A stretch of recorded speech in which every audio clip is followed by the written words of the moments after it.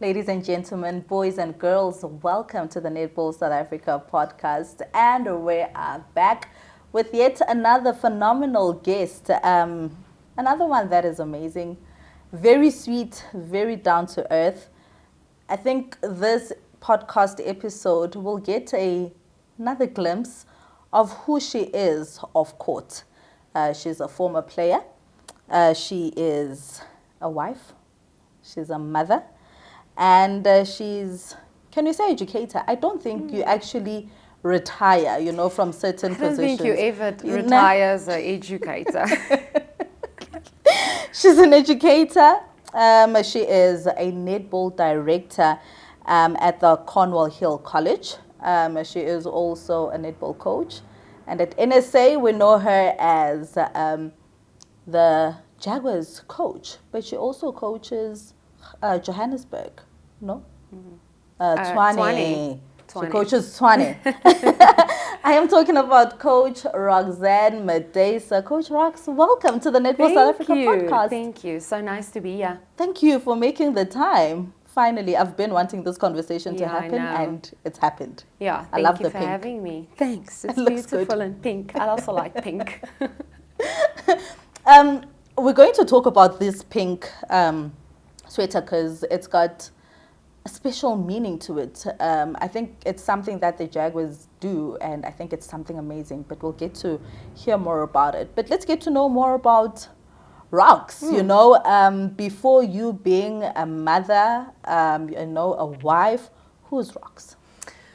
Yeah, I think Rox is somebody that's usually misinterpreted because I am very straightforward, and I, if I have an opinion, I'll say it. But yeah, like you said, I've got a very soft heart for people and for kids, and that's why I've always wanted to be, in a school system where you can make a difference, and not in a big school system like, we've got a lot of big schools in Pretoria.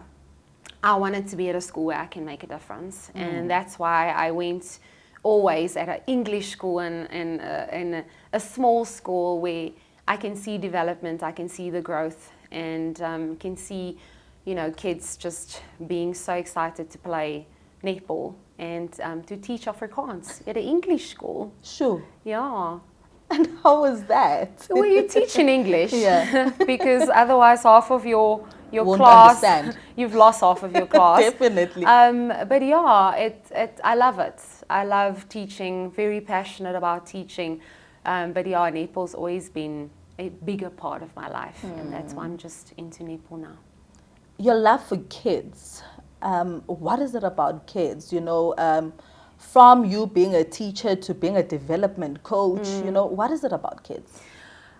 You can make a difference. If they are so young, they're still sponges, and you can instill something in them that's beauty. And I think a lot of people in teaching don't know the power you have in coaching. You don't know the power you have in molding a child, because not all of them come from this beautiful, loving homes. And they come to us for that. And you see them on a daily basis, and you can make a difference, and that's important. And like you said, the development coach as well. Yeah. That's where I want to be. I want to make a difference. The small differences that you make in places where people don't have the blessings that you are blessed with every day. I mean, I teach at a private school, but still there's kids with broken homes. Yeah. And you are that safe haven, that comfort space for them. And I think that's where my calling is, yeah. Yeah, I agree. I still have memories of my grade 1 teacher. That's how impactful teachers are. So I'm sure there are so many kids out there, when they look back, they're like, hey, but that teacher of mine, so sure they are. Just with the relationship that you and I now have, I see your heart. You're a good person. Thank you. Rox, as a player now, how did your journey in netball come about, and how did you get introduced to the sport? I was in a small school as well. I mean, I was in primary school. in Eersteres. My parents then saw that I have a talent in athletics and in netball and decided to move me out of Eersteres into Meyerspark. So I went to Meyerspark, and then I had a coach there that didn't know a lot about the technical part of coaching, but she instilled a love for the game. And in coaching, we have that. We come across so many coaches, and some of them teach us, just to love the game, where there's camaraderie and there was friendship and there's looking forward to that training sessions, and you get coaches that coaches you the technical part and how to be a great wing defense. And there's coaches that teaches you what you don't want to be as a coach. And that's your journey. That's everybody's journey in life. And and I went to die Wilgers in Linwood, and all my teammates on provincial level was in Affies and Waterkloof and Menlo Park. But I wanted to be at die Wilgers, again there. I felt like I made a difference there. I wasn't just one of the netball players there. I could help people around me to be better. And I stayed there. And when I went to the University of Pretoria, obviously that's where my under 19 SA schools player, but I think that's where, my realization of, yes, I actually like this and I can be very good at this, and I can, have a position that I play, and that's my specialized position. And then, I was coached by Elise Kotze, and I don't have to say anything more about that. A coach that's my mentor, that taught me how to be a great player, but also a great human being. And that's for me important.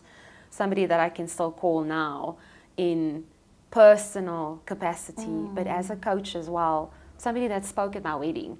And that's something that I want to be. Like, not just a coach that coaches them between the four lines, but a coach that gives them a lot more, a safe space, a lot more than just a coach. And so that's where I think that I can do a little bit more, that I can work harder, that I can make teams, and play for, obviously, Tshwane for a few years. That was then Gauteng North. And I mean, we were unbeaten for years and years to come. Those little glass bowls that you get. Yes. I have a few of them.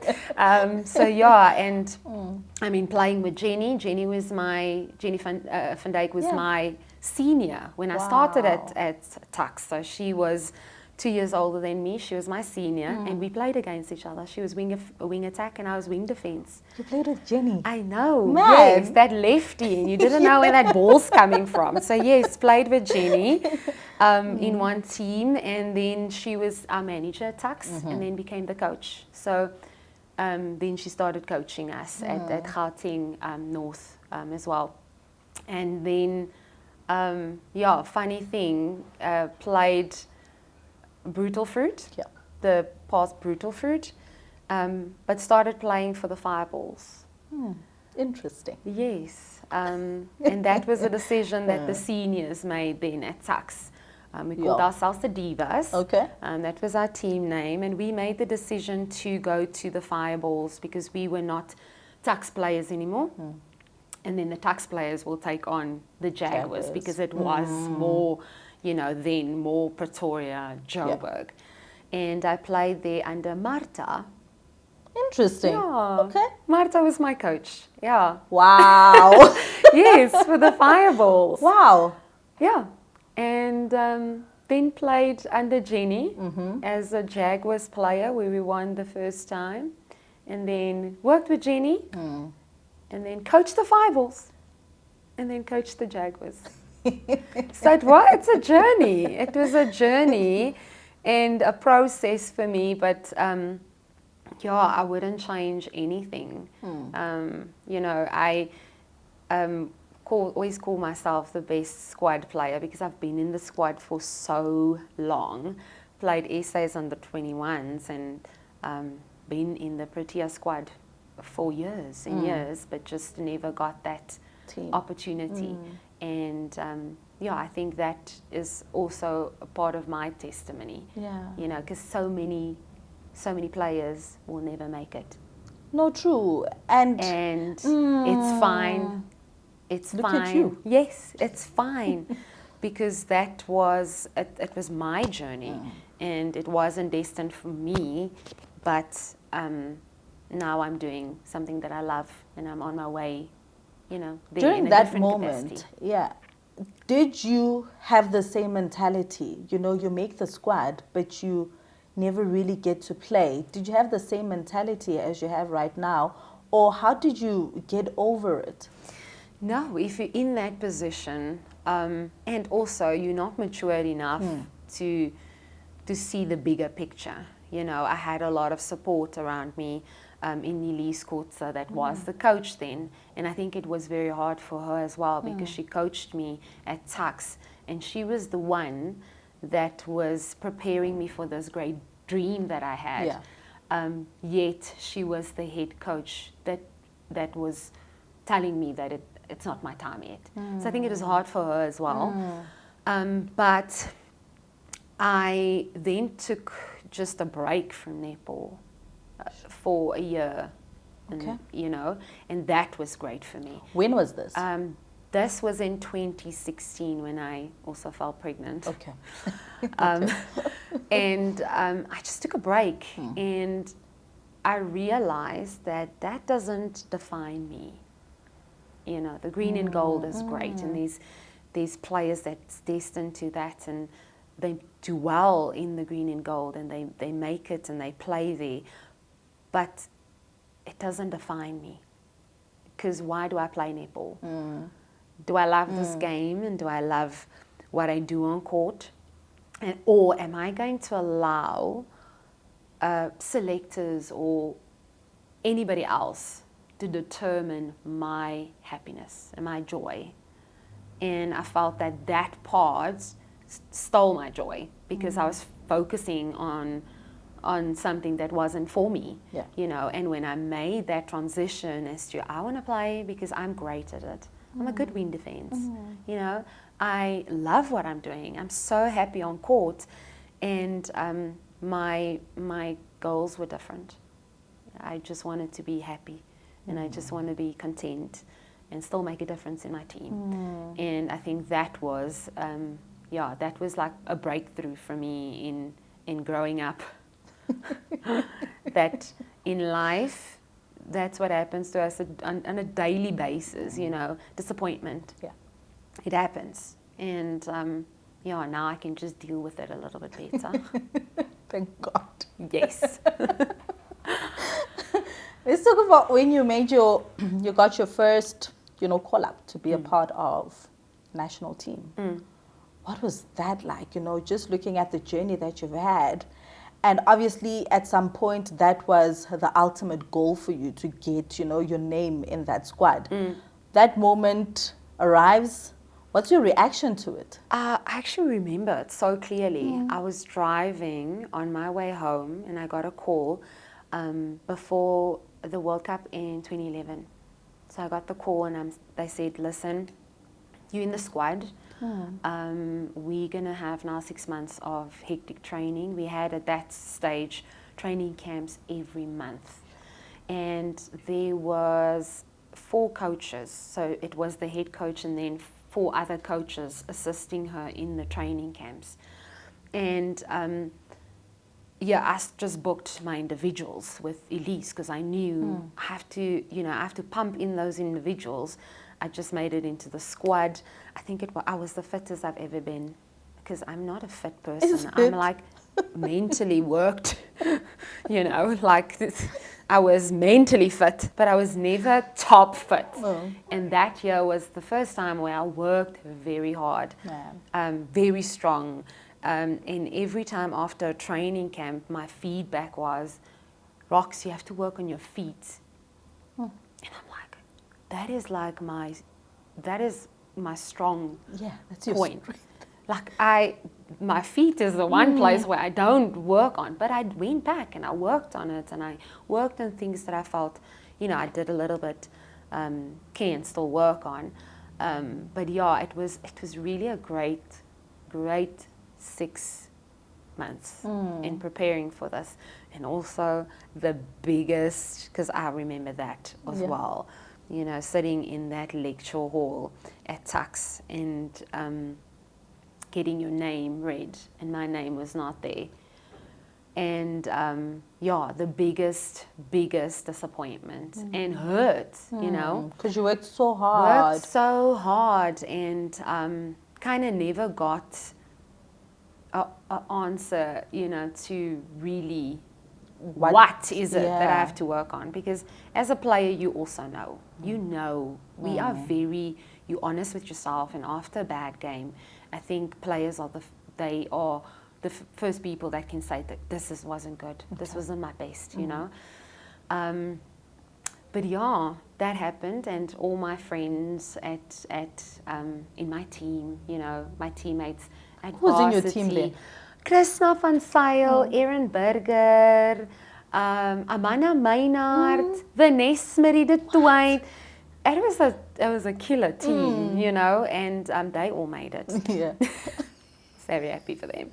And I still made them survival packs when they went to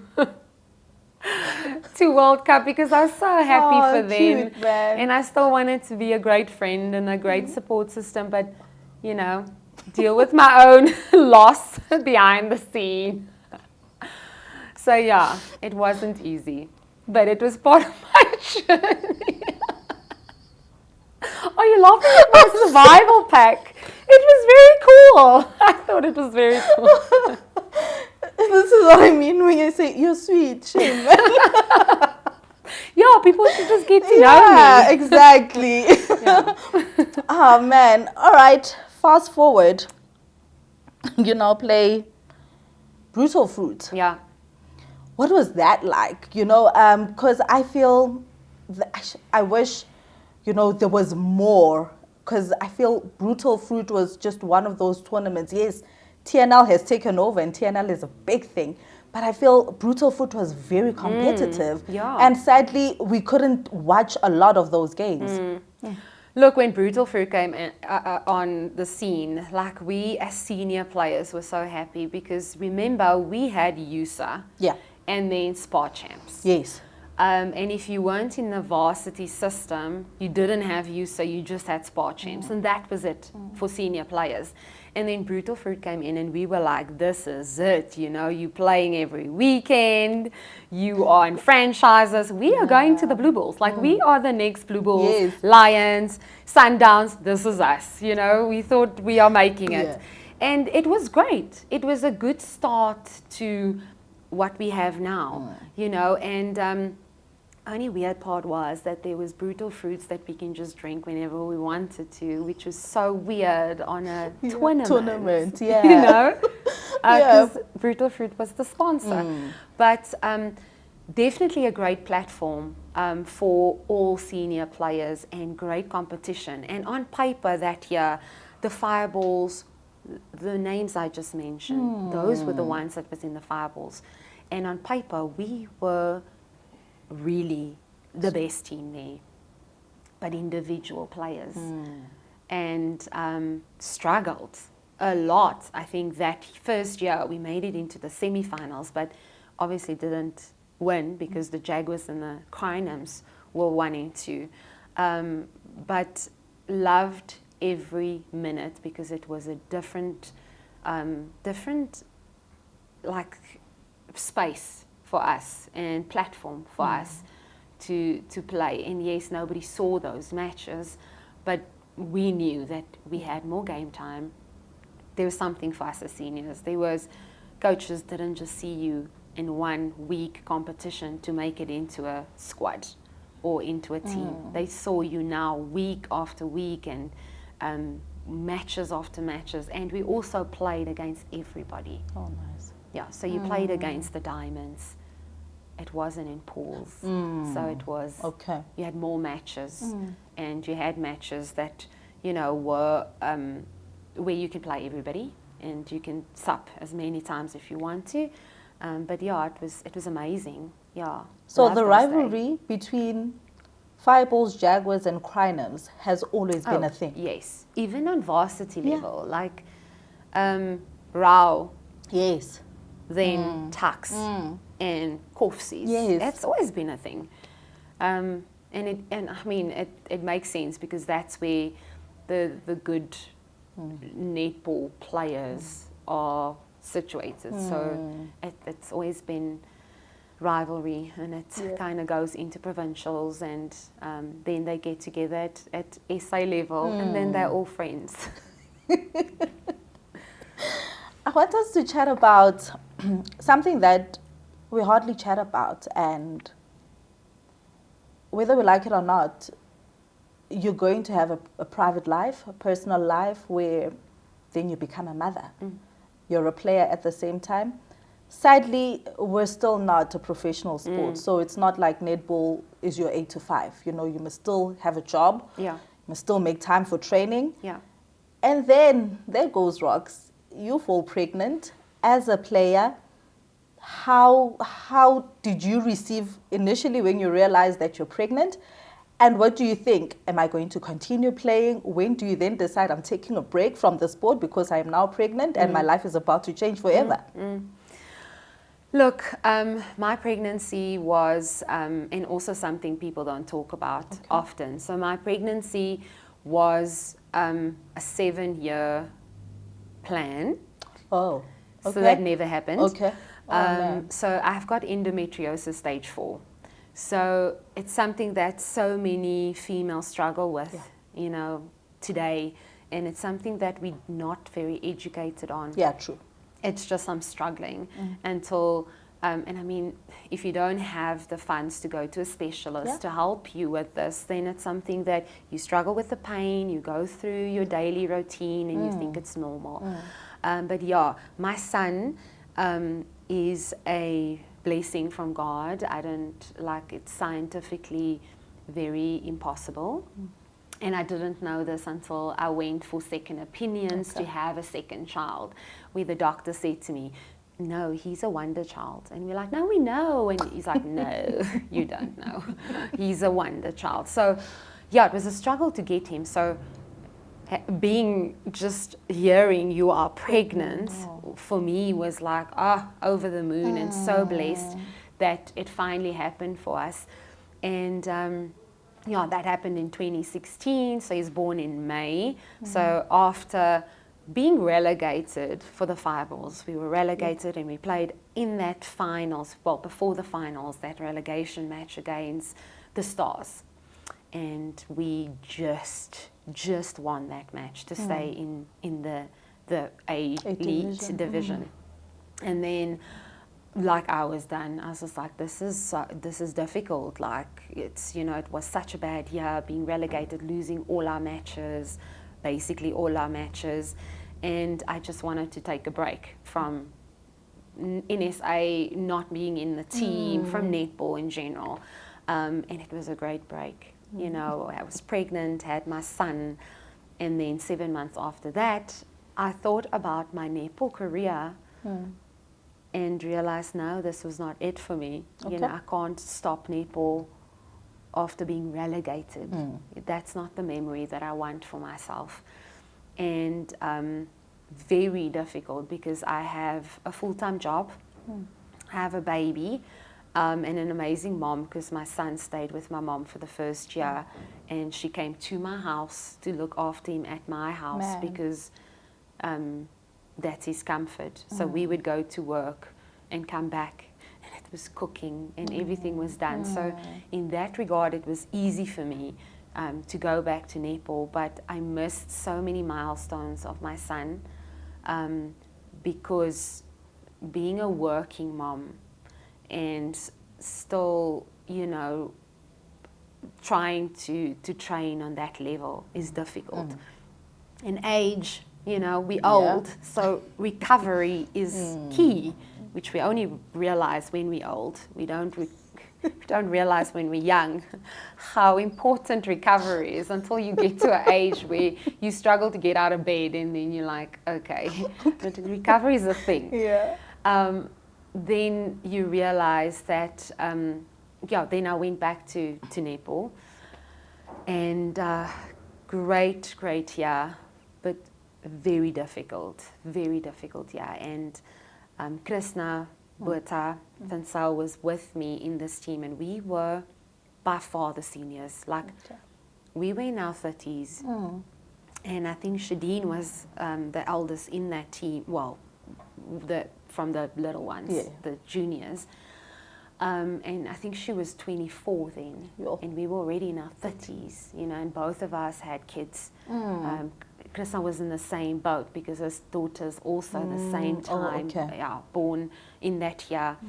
And you have to rush home because they're already asleep. To just make it when they wake up again because they need to feed, you know, then at least you see them then. But it's a whole different ball game, and nobody prepares you for it. You kind of navigate your way through that. And if you don't have a support system, if you don't have, you know, a husband that doesn't understand the pressure and the sacrifices of netball, and you don't get paid for it.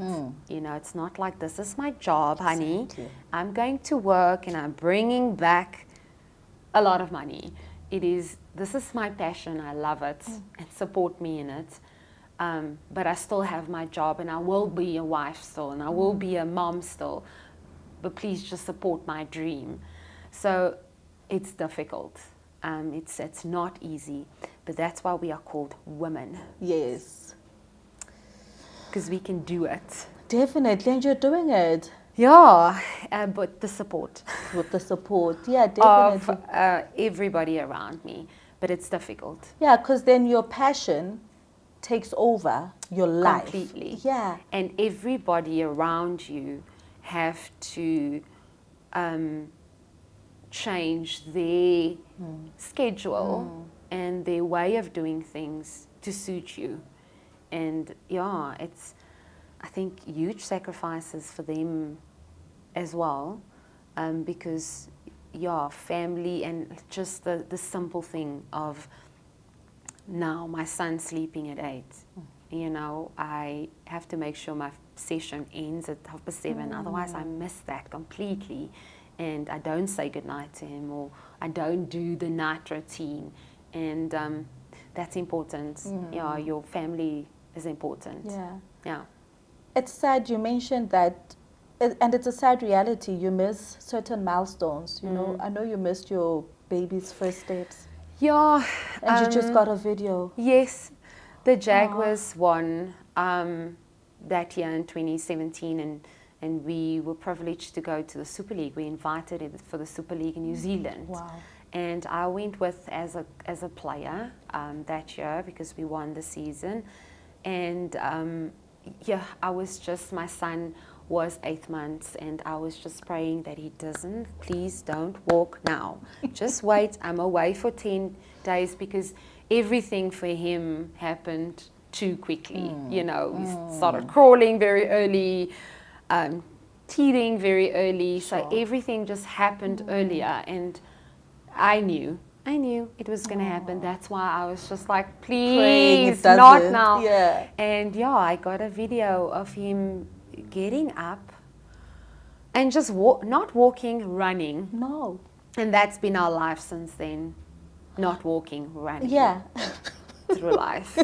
So I missed that, and it was very, very hard for me, and so disappointing, because I'm thinking, I'm never going to have that back again. And again, coming back to, in that situation, it is the worst.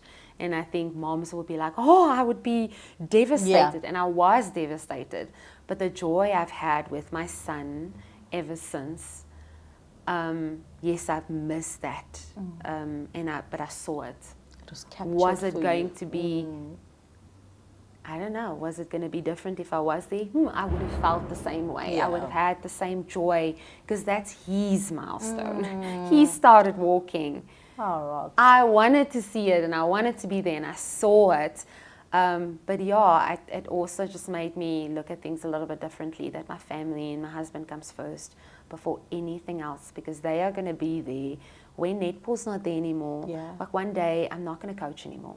How you mentioned, I'm going to go back to the 6 months, right, of that hectic training. Yeah. And then you come back as a mother now. How difficult was it for you now to go back to being that player you were now that you're a mother? Because obviously the body changes. But the body becomes, I think the body is stronger. I think after pregnancy, maybe we just feel like we're stronger. But I think I can do that as well. My brain tells me I'm stronger. Let's go with it. But I actually went to trials and I had a conversation, I remember, with Rihanna, I think, and with Jenny, and I said to them, listen, I'm going to do trials and be honest with me. Like, if I'm done, if I'm a has-been, like, say it to me straight. But if there's something there and I still have it, I want to play my last year. And I went to trials and it was good. I still felt great. The thing about experienced players is your body might not be so fast anymore, but you become smarter. And you make sure that whenever you play a game, do what you want them to do. Yeah. Because my feet's too slow now to go for that oval. Girl, you not go there. Because I can't go there. You go where I can go. So I think that comes with obviously experience and maturity. And I could still run with the youngsters. I could still do everything they did. They made a lot of jokes, obviously, because we were so old. And Mara gave us all names. Yeah. My name was Bertha. Oh no. I don't know why. It's Bertha van die oude days. Yeah, that's what she said. That's what comes to mind. Van die oude days, the old age home. Yes. So, and it was the best year ever. It was difficult because we were older. It was, but I didn't do it on our own. I had Krishna there, who was older than me. So I had her there, and Trini made it easier for us as well because she knew she was a mother, and she knew how important it was for her to be at home at certain times, and so she made it easier for us. We didn't miss a session, but she accommodated us to make it easier for us because our load was nothing compared to the students that we were with. When they, after training session, goes out, we will not go, oh no, mine's against the bed, I need 8 hours of it. That means tomorrow is going to start slow. And this is why you got the name Bertha. Yeah, exactly. Yeah. So, it was real. The struggle was definitely real. But we made it work. Yeah. Oh man, It was the best year. It was the year they won. Jaguars won for the first year. Oh no. And to be part of that was phenomenal because we came into the system. Wow. And remember, Jenny changed her whole perspective of how she looked at the preparation, and why was the Jaguars always in the finals but just never made it, and had a lot of psychological sessions with the psychologists and trying to figure out and looked at players and what our temperaments were on court. So everything was done by the book. And for us to come in there, we have no idea what they're talking about. Like, we were not the bridesmaids. We were not the bridesmaids. But we're going through this with you guys because we are going to win it this year. And we did. We won it that year for the first time. Sure. And then when do you then decide I'm retiring as a player? After that New Zealand tour.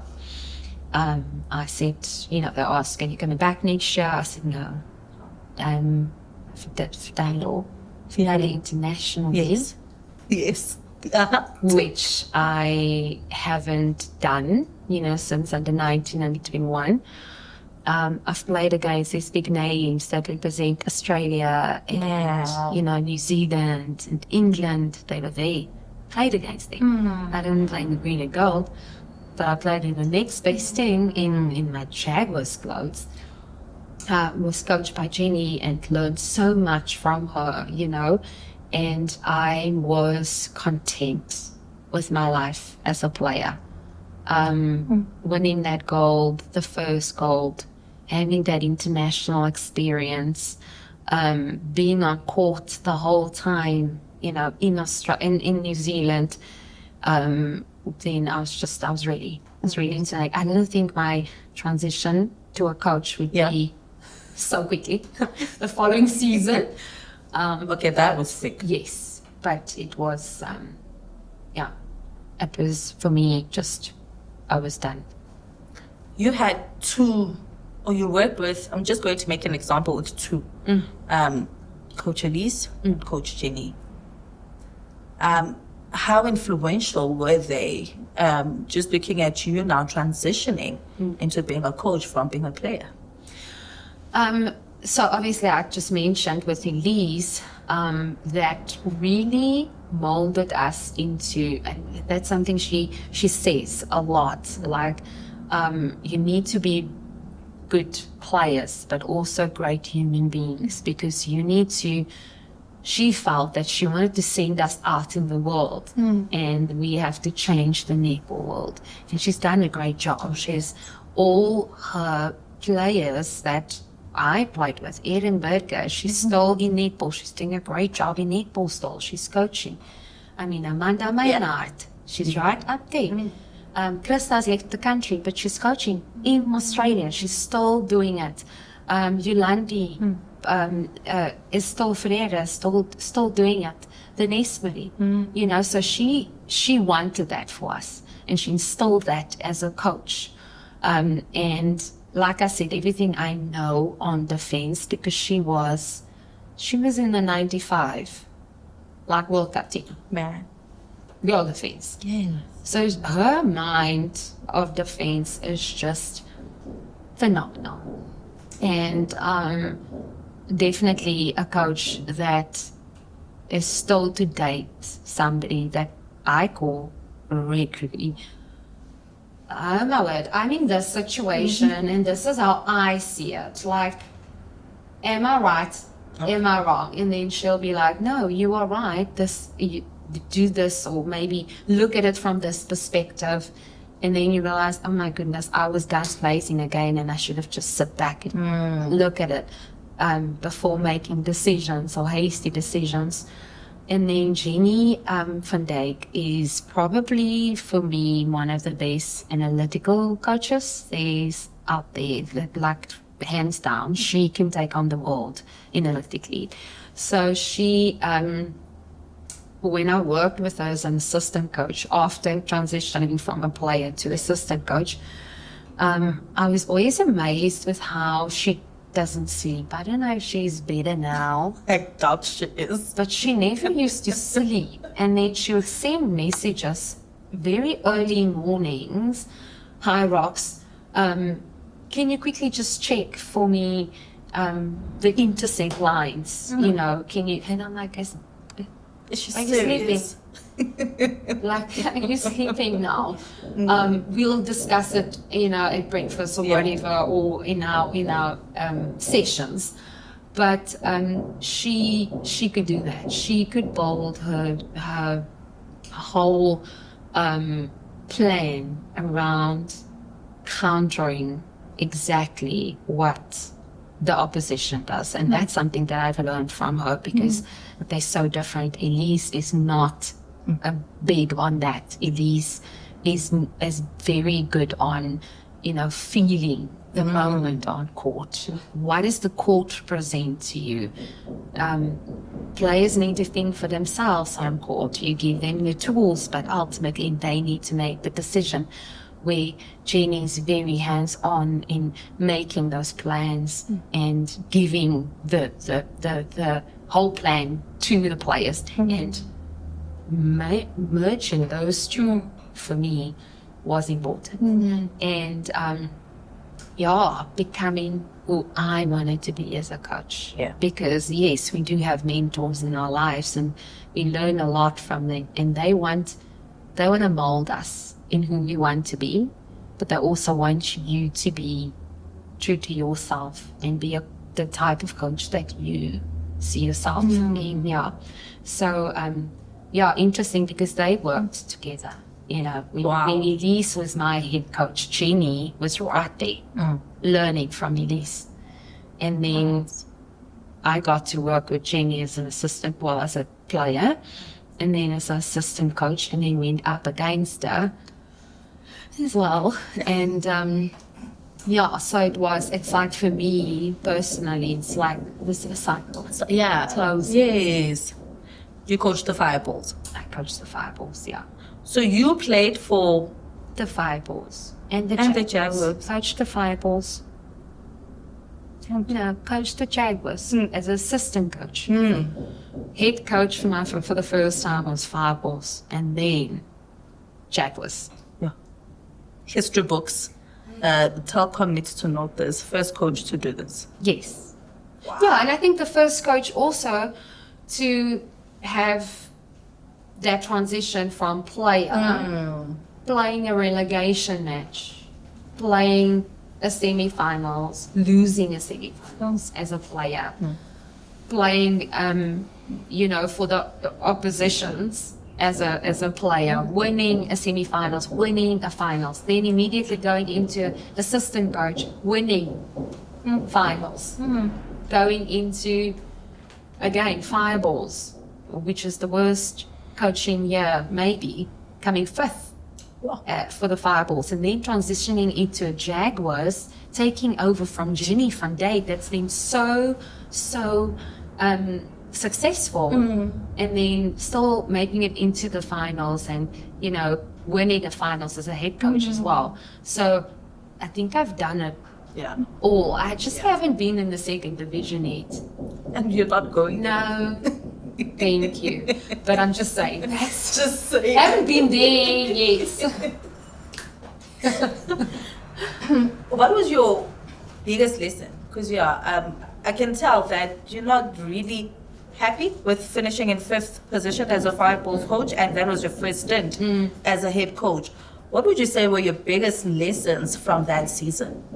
Yeah, I think I came into that so fresh. I've learned, yes, a lot as an assistant coach, but when you go into a head coach position, you realize that it's now not, you make the decisions. You don't rely on anybody else to make it, you make the decision. So I don't think people know this. That year, when the 12 or the 14 was selected, 5 of them pulled out. So 3 on very big injuries and 2 with work commitments. Sure. That was in my 12. Those were players in my 12. Okay? So we never went back to reselection because the teams were already selected and I had to make it work. So it was great because a lot of players got opportunities that didn't get opportunities prior, but it was very difficult for me because it was a very new team.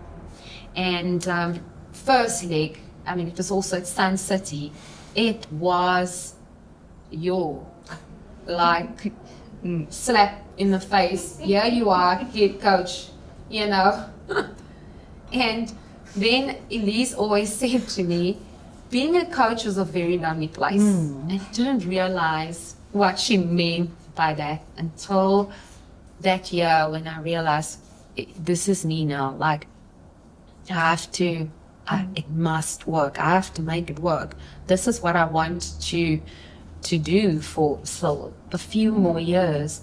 And this is what we have as a team and as talented players, and we can do better. So we have 3 weeks before going into the second leg. We came in that second leg, and I think our first match against the Jaguars were losing with like 25 goals. We lost with 5. So I think from the outside, people still saw the loss. And it was. We came fifth, yes. But I saw the small victories, and you will always hear me talk about the process because I believe in a process. Nobody can just come from somewhere and jump. It means somewhere it's going to catch up with you, what you haven't learned in assistant coach and then head coach. So important. There's a reason why you go into that position, to take whatever you can and then be ready to then stand on your own 2 feet and then make those decisions. So yes, didn't go well, didn't. But for me, it was a put on your big old panties moment, and here you are now, girl.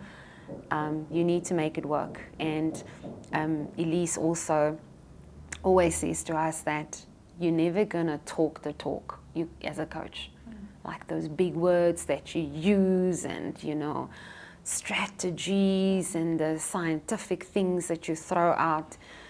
You earn respect between the 4 lines. Sure. And that's something that I carry with me every time I sit on the bench. Don't talk the talk.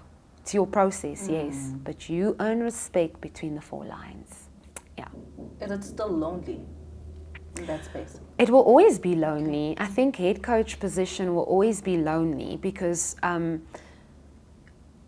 when the team does well, people praise you, and most of the time it's the players. Yeah, we see the players more than the coach. Yes. So, and then if it doesn't go well, we don't go back to the players. No. The Jaguars won and the players did so well.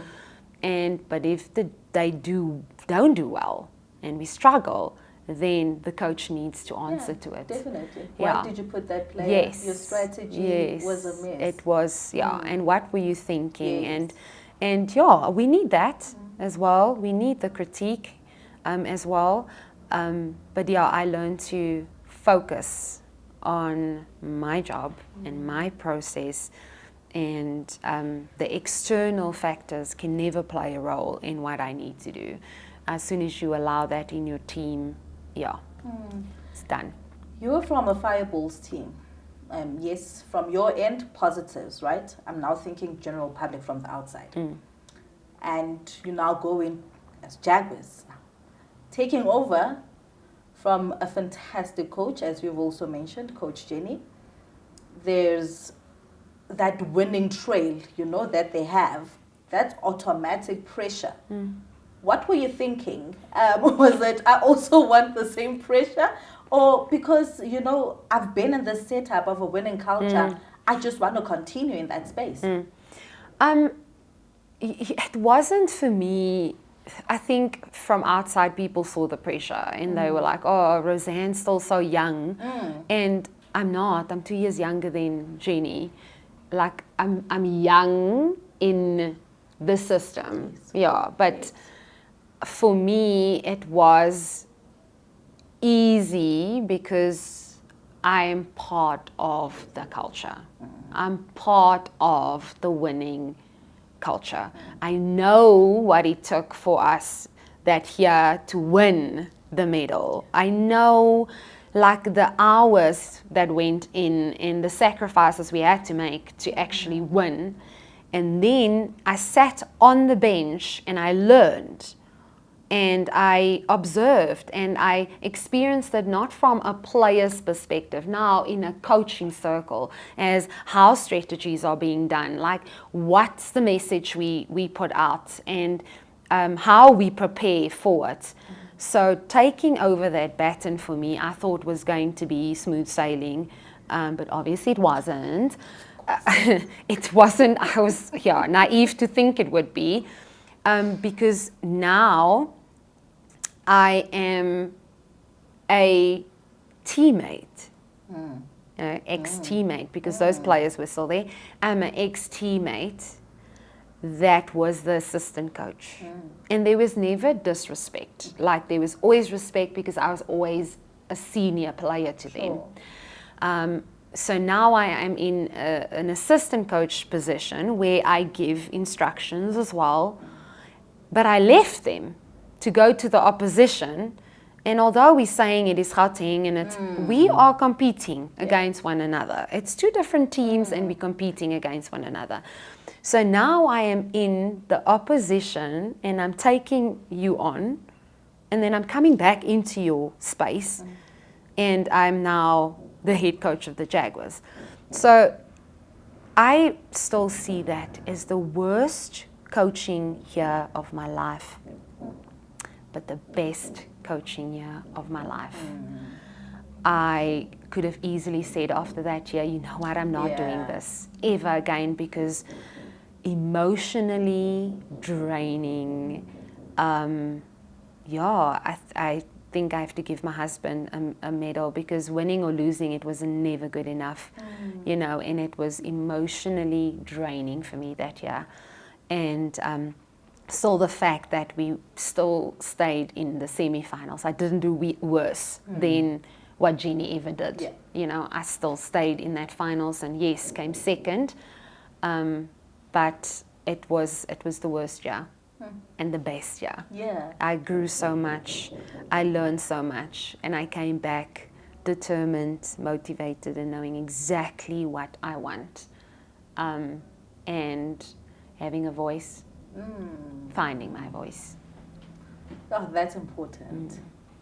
You're wearing a pretty pink top. I really like this pink. It is, eh? It's a different It's a, yeah, pop it's pink. very nice. Yeah. And I'm a sucker for pink. It's written Jaguars 31 GP. Yes.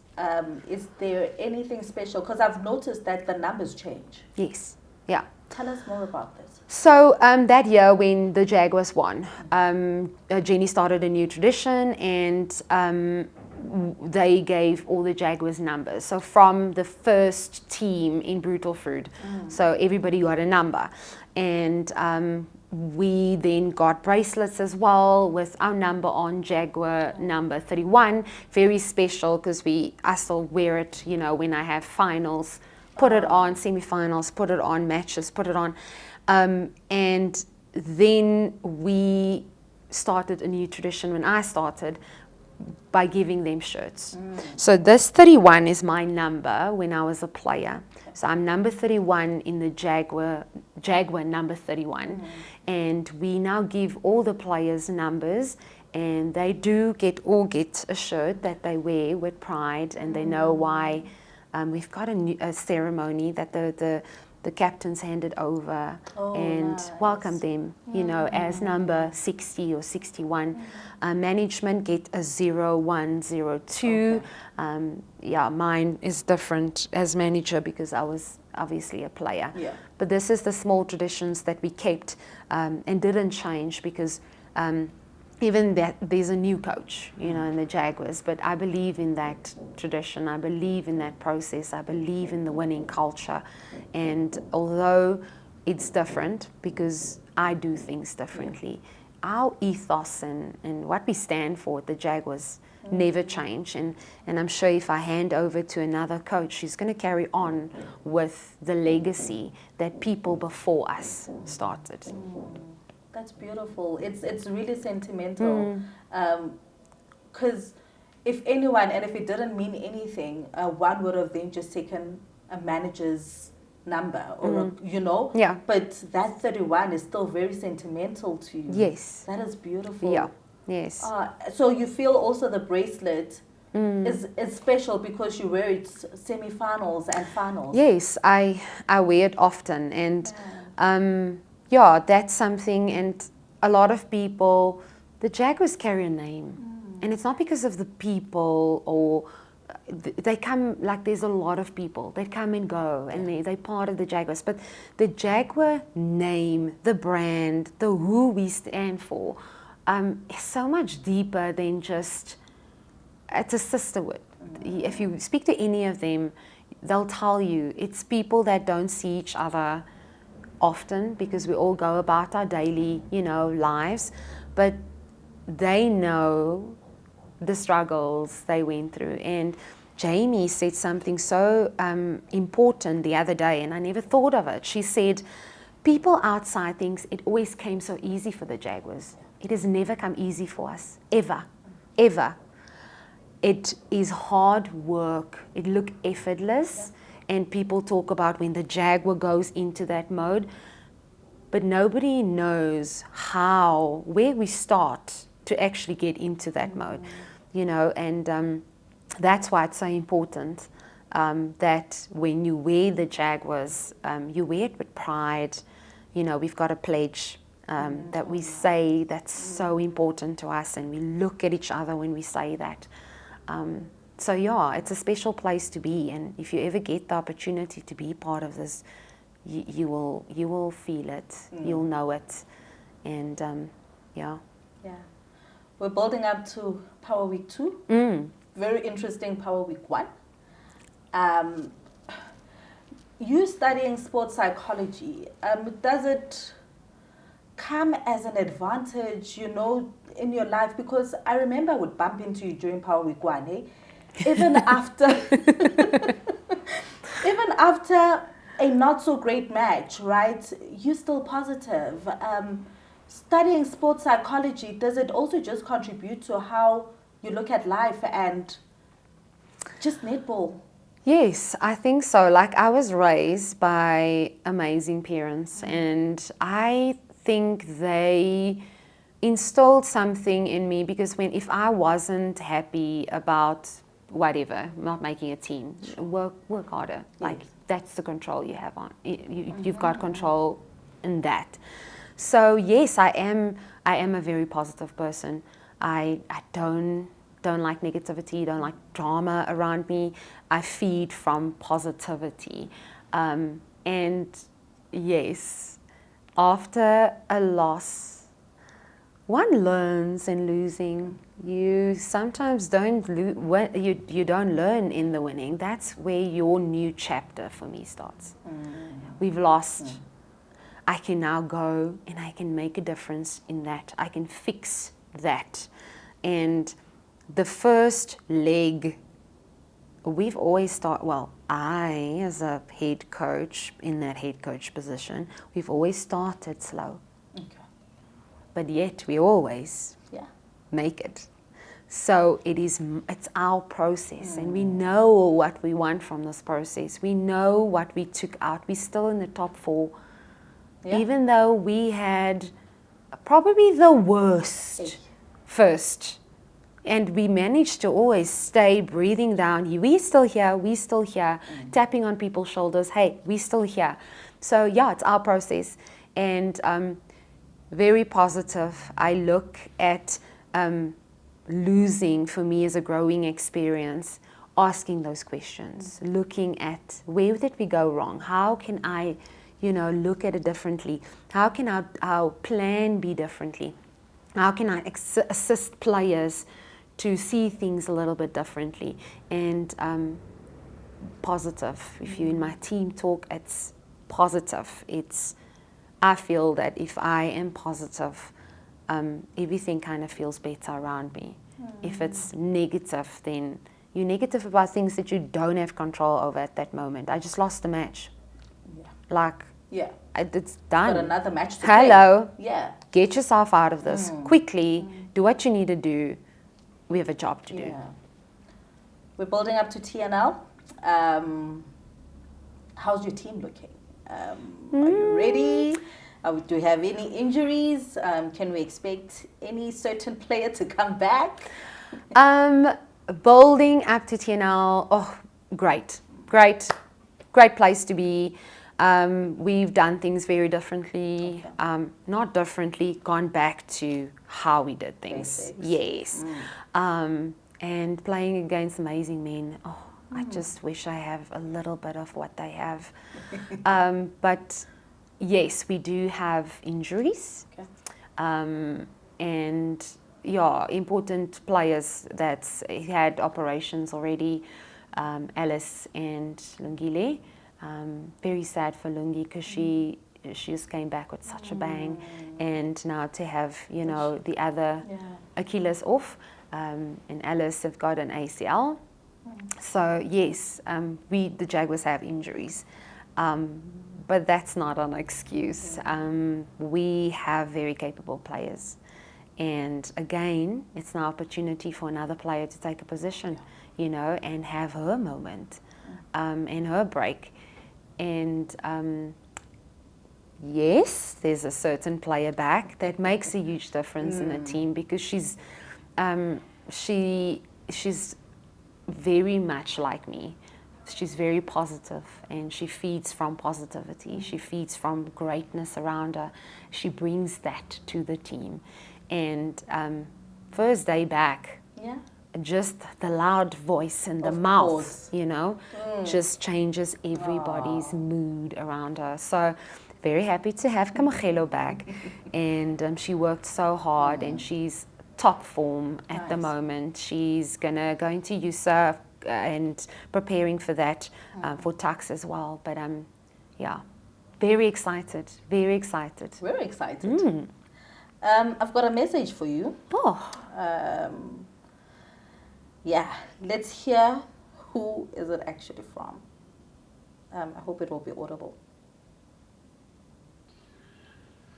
As a coach, players cross your path for a reason, and some crosses it for a season, and then others just cross it for life, and stay part of your life forever. And Roseanne Matthijsse is one of the players I coach that has just become part of my life, and I hopefully part of hers. And what a privilege. I met her as a young, feisty player in her first year at Tux, and she's never played a mediocre game. I don't think I've ever benched Rocks in my life as a coach, because I knew her character, her feistiness, her presence as a wing defense was irreplaceable. And the goal defense and goalkeeper who had her as a wing defense was really spoiled, because they had a grafter and person with grit. They had all these beautiful intercepts and turn ball because of her hard work and tenacity. I just love Rocks, not only as a player, as a friend now, and also as a coach. Looking her, watching her on television and as performing as a coach make me so proud. I always knew she'll take it to the next level, and not because of that she was such a brilliant player, but she was also an amazing person. And I always said to the players, you first have to be a good and solid person before you can become a great player. Rox has everything to become a top coach. She's proving it with the results. She cares for her players. She knows where the charity starts with coaching, and then also when she calls me a mentor, it really makes me so proud to think that she thinks I can still teach her or help her in certain ways. And being a coach is not only about between the four lines, it's also about the relationship. And for me, it's a relationship that lasts forever. There's a beautiful quote that says, after we won many series and games, the people will say, wow, players were brilliant, the players were brilliant. But there's a beautiful quote, I don't know whether it was Vince Lombardi, that said, show me what they become after they've played, and then I will tell you whether I was a good coach. And there's a few of these players, and Rox, really, I carry her in my heart. I'm so proud of her. And Rox, I hope you have the season that you dream of, and I know it will be a good season. TNL don't start in the first leg, girl. All the best, and I'm proud to be called your friend. Wow. Thank you. Yeah. That is so special, really special. And yeah, like she said, she's special to me, and really somebody that I carry with me, and the lessons that I've learned from her on and off the court is something that I, mimic. And what an example, I had, and the privilege to be coached under her. So thank you. That meant a lot to me, and I'm glad I got it right. So that I learned. And it stayed somewhere. Yeah, no, it did. It did. If you're wondering, that was Coach Elise Gutse. Sure. I can't believe, time has just gone by so quick. But Coach, thank you so much for coming through. Thank you for sharing. I think the purpose of the podcast is really just to get to know you more, the human, not the coach, because we just get so acclimatized with that's Coach Rocks, and we just get to understand you as a coach only. But this is just a platform so that, we tell your story the way you would like to tell your story. Thank you so much for coming through. Thank you for having me, and thank you for doing this. Yeah, this is important. For people to get to know us, that we are humans and we make mistakes and we learn every day, and we're also just trying our best. Oh man, thank you. Yeah. And that is how we come to the end of this episode of the Netball South Africa podcast. So we do it again. Have yourself a fantastic day.